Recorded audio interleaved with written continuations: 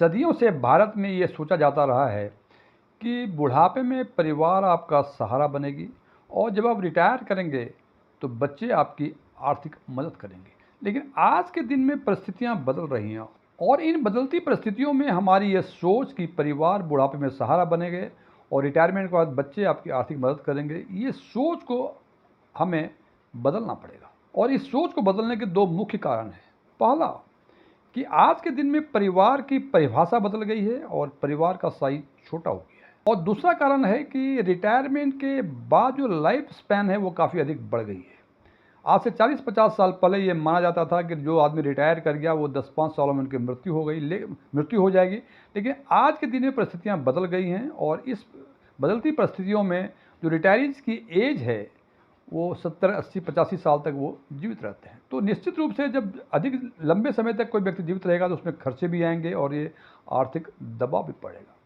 उदाहरण के लिए कि आप रिटायर कर गए और आपके बच्चे अभी नौकरी स्टार्ट किए हैं, उनकी जिम्मेदारी कम है, खर्चे कम हैं, तो उस फेज़ में आपके बच्चे आपकी पूरी तरह से आर्थिक मदद करते हैं। लेकिन जैसे उसकी भी उम्र बढ़ती है, उसकी शादी होती है, बच्चे होते हैं, उसकी ईएमआई बनती है, सोशल स्टेटस मेंटेन करने के लिए उसे कुछ और भी खर्च करने पड़ते हैं जो आपको लगता है कि ये बेकार के खर्चे हैं।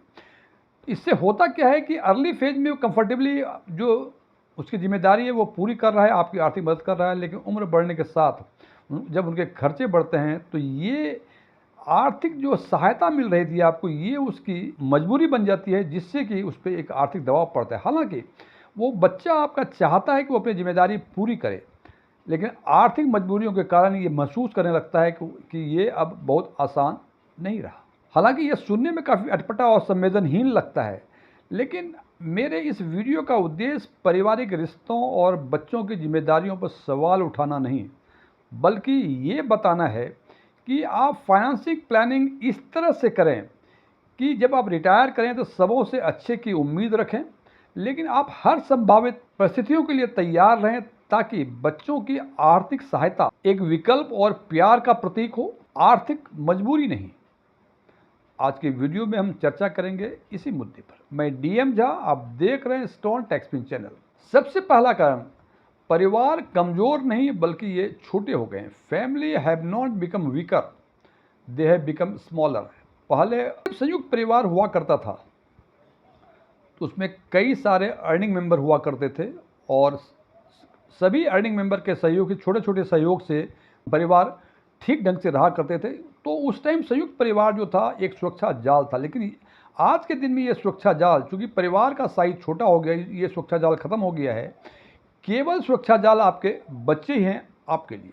अब जैसे मैंने बताया कि बच्चे के भी अपने खर्चे हैं। यदि 1.5 लाख या 1,20,000 25,000 की तनख्वाह आपके बच्चे की है, जो कि आज के दौर में एक अच्छी तनख्वाह मानी जाती है हिंदुस्तान में, तो उस परिस्थिति में उनके मान लीजिए 40,000 की ईएमआई है, बिकॉज उनको हाउस परचेज भी करना है, कार भी ले रखा है उन्होंने, कुछ हेल्थ एक्सपेंसेस हैं, कुछ सोशल स्टेटस के खर्चे हैं, कुछ बच्चों के एजुकेशन के लिए खर्चे हैं। और इस हिसाब से फर्स्ट फेज में 15-20 हज़ार रुपये आपको आर्थिक सहयोग करना उनके लिए आसान होता है। लेकिन जैसे जैसे उसकी भी उम्र बढ़ती है, उसके खर्चे बढ़ते हैं। ये 15-20 हज़ार, जो कि ये खर्चे बढ़ के करीब 20 और 30 हज़ार के आसपास हो जाएंगे, तो उस टाइम उनको लगता है कि ये जिम्मेदारी जो है ये उनकी आर्थिक मजबूरी हो गई। दूसरा कारण है कि आपकी उम्र बढ़ गई है, आपके हेल्थ इशू बढ़ रहे हैं और कोई भी जो मेडिकल इशूज आती हैं वो आपसे परमिशन लेके नहीं आता है। सो हम कह सकते हैं कि medical cost don't ask for permission.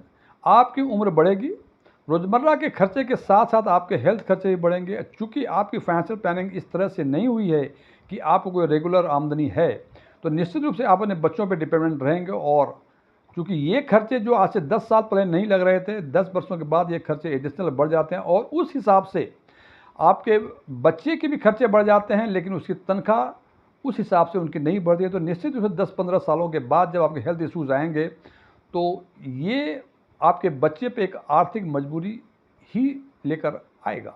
तीसरा कारण है कि distance has replaced daily support. आपने अपने नौकरी काल में अपने बच्चों की अच्छी पढ़ाई की, अच्छे खर्च किए, बच्चे अच्छे कर रहे थे, अच्छी नौकरी में हैं, और आज के दिन में भी हिंदुस्तान में एक कंसेप्ट है कि बच्चे यदि आपके विदेश में नौकरी करते हैं, इसका मतलब कि बच्चे अधिक कमाते हैं। हालांकि वस्तुतः स्थिति ऐसी नहीं होती, लेकिन फिर भी हम मान के चलते हैं कि आपके बच्चे दूसरे शहर में या विदेश में नौकरी करते हैं वो अच्छी कमाई कर रहे हैं। अब दिक्कतें ये होती हैं कि यहाँ तक तो सुनने में अच्छा लगता है कि हमारा बेटा विदेश में है और अच्छी कमाई कर रहा है, लेकिन जनाब जब आप बूढ़े होंगे आपको केयर टेकर की ज़रूरत होगी, आपको जो नर्सिंग की विजिट होगी महीने में 1 या 2 बार। तो यदि आपके बच्चे आस-पास रहते तो शायद ये खर्चे उनको नहीं करने पड़ते, लेकिन चूँकि बच्चे आपके शहर से काफ़ी दूर हैं या विदेश में हैं, तो उनको ये सारी सुविधाएं देने के लिए उनको कुछ एक्स्ट्रा खर्च करने पड़ रहे हैं। जैसे कि बताया हमने केयर गिवर का जो केयर देता है आपको, उसका 20-30 हज़ार रुपये महीने की। नर्सिंग स्टाफ यदि विजिट करता है महीने में 1 बार या 2 बार या 2 महीने में 1 बार 2-3 हज़ार उसके रुपये लगते हैं।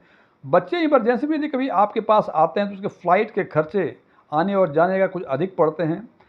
हो सकता है कि जब आपकी इमरजेंसी हो और बच्चे आपके पास आएँ, आपके बच्चे के पास छुट्टी उपलब्ध ना हो, तो वो एडिशनल छुट्टी लेते हैं, तो निश्चित रूप से पे विदाउट लीव या कुछ और भी एडिशनल खर्चे हो। और इस हिसाब से लगता है कि 10-15 वर्षों के बाद, आज के 10-15 वर्षों के बाद बच्चे इस स्थिति में नहीं रहेंगे कि वो आपकी आर्थिक मदद अपनी खुशी-खुशी कर पाएँगे। यदि आपको आर्थिक मदद करते भी हैं, तो वो उनकी आर्थिक मजबूरी है। चौथा कारण है कि retirement today last larger and costly. जैसे मैंने बताया कि आज से 40-50 साल पहले रिटायरमेंट के बाद 10-5 साल की ही लाइफ हुआ करती थी, लेकिन आज के दिन में 20-25 साल 30 साल की भी लाइफ होती है। तो निश्चित रूप से यदि आज का आपका 40,000 रुपये पर मंथ का खर्च है जो आपके बेटे या बच्चे आपके दे रहे हैं, तो 10 वर्षों के बाद यदि 5% का इन्फ्लेशन माने तो ये करीब 65,000 के आसपास हो जाती है। और उसके अगले 10 वर्षों के बाद यानी रिटायरमेंट करने के 20 वर्षों के बाद ये करीब 1,05,000 या 6,000 के आसपास हो जाती है। यदि हम इन्फ्लेशन केवल 5% ही माने, यदि 6% मानते हैं तो शायद ये रकम और अधिक बढ़ जाएगी। जनाब अब जिस हिसाब से आपके खर्चे बढ़े, आपके बच्चे के भी खर्चे बढ़े, तो जो आज से 10-15 साल पहले 10,000 या 15,000 रुपये आपकी आर्थिक मदद वो खुशी-खुशी कर पा रहा था, वो 20 वर्षों के बाद उसे करीब 1,20,000 या 1,25,000 रुपये उनको आर्थिक मदद के लिए आपको देना पड़ेगा, जो कि उनके लिए संभव प्रतीत नहीं होता। इसलिए फाइनेंशियल प्लानिंग ऐसा करें कि सबों से अच्छे की उम्मीद रखें, लेकिन हर संभावित परिस्थितियों के लिए आप तैयार रहें। पांचवा कारण है कि dependence quietly Erode financial independence and dignity. जनाब ये बात तो सच है कि फाइनेंशियल फ्रीडम होना अपने आप में एक बहुत सुखद एहसास है। आपके बच्चे कितने भी अच्छे हों और यदि आप फाइनेंशियली डिपेंडेंट हैं अपने बच्चों पे, तो निश्चित रूप से आपकी जो इंडिपेंडेंस है और डिग्निटी है वो थोड़ी कम तो हो ही जाती है। पहले भी कह चुका हूँ, इस वीडियो का उद्देश्य परिवार के रिश्तों और बच्चों के जिम्मेदारी पर सवाल उठाना नहीं है, बल्कि ये एक ह्यूमन टेंडेंसी है। ये नॉर्मल होता है कि आप हर चीज़ के लिए यदि पैसे मांग रहे हैं, उदाहरण के तौर पे आपका कुछ सोशल रिस्पॉन्सिबिलिटी है, आप कहीं शादी वगैरह में गए हुए हैं, आप उसको कुछ देना चाह रहे हैं, बच्चे आपके अच्छे हैं, वो समर्थ भी हैं, लेकिन उनसे ये मांगना पड़ेगा और कहना पड़ेगा कि इसको इतना पैसा मुझे दो, मैं उसको देना चाहता हूँ। बच्चे दे देंगे आपको, लेकिन बार बार जब चूँकि आप डिपेंडेंट हैं फुल्ली अपने बच्चों पे, तो निश्चित रूप से थोड़ा सा फाइनेंशियल इंडिपेंडेंस और डिग्निटी पर प्रभाव पड़ता है और इससे आपकी आत्मविश्वास भी थोड़े कम हो जाते हैं। छठा कारण है today children are already stressed. आपको लगता है कि हमारे बच्चे 2 लाख रुपए प्रति माह कमा रहे हैं। जनाब यदि मंथ के एंड में देखेंगे तो शायद उतने पैसे उनके पास नहीं मिलेंगे जितने पैसे आप अपने नौकरी काल में आपके पास हुआ करते थे, क्योंकि आपकी जो खर्चे थे वो लिमिटेड खर्चे थे। लेकिन आज के दौर में जो जितना कमा रहा है उसके उतने ही अधिक खर्चे हैं। तो आप यदि सोचते हैं कि उससे 10-15 हज़ार 20 हज़ार रुपये आपको आर्थिक मदद कर रहे हैं, तो कर रहे हैं बिकॉज उसकी जिम्मेदारी है, लेकिन ये बात तो बिल्कुल तय है कि उससे इस पर आर्थिक दबाव तो बन ही जाता है। सातवां कारण है, जो सबसे अधिक इम्पोर्टेंट कारण है, कि support should be a choice not financial compulsion. यानी यदि बच्चे आपकी मदद कर रहे हैं, ये उनका चॉइस होना चाहिए, उनकी कंपल्सन नहीं होनी चाहिए। ये तभी होगी जब आप प्रॉपर फाइनेंशियल प्लानिंग करेंगे। एक चीज़ बता दूं मैं कि चॉइस और फाइनेंशियल कंपल्सन में क्या है, आर्थिक मदद करना और उस पर डिपेंडेंट रहने में क्या फ़र्क है। आर्थिक मदद का मतलब इमरजेंसी में या कभी ओकेजनली आपके बच्चों को लगता है कि ये हमारे पिताजी को माताजी को ये चीज़ चाहिए तो उन्होंने दे दिया। आपने मांगा कभी नहीं, लेकिन उनको लगा कि ये आपके पास नहीं, ये देना चाहिए, ये इनको चॉइस है। और फाइनेंशियल कंपल्सन का मतलब कि आपको हर महीने बच्चे को देना ज़रूरी है, बिकॉज़ आपके पास कोई सोर्स ऑफ इनकम नहीं है, तो निश्चित रूप से बच्चे समझते हैं कि भाई आप इस तरह से अपने जीवन यापन करेंगे, तो ये उनका कंपल्सन बन जाता है। तो ध्यान रखें फ्रेंड्स, इस वीडियो का उद्देश्य जो पहले मैंने बताया था, ये कतई नहीं है कि परिवार की स्थिति खराब हो रही है, उनके रिलेशंस खराब हो रहे हैं, बच्चों से रिलेशंस खराब हो रहे हैं, लेकिन कुछ परिस्थितियाँ ऐसी हैं कि बच्चे अपनी ज़िम्मेदारी समझते हुए भी वो आपको ठीक ढंग से आर्थिक मदद करने में दबाव महसूस करते हैं। Thank you.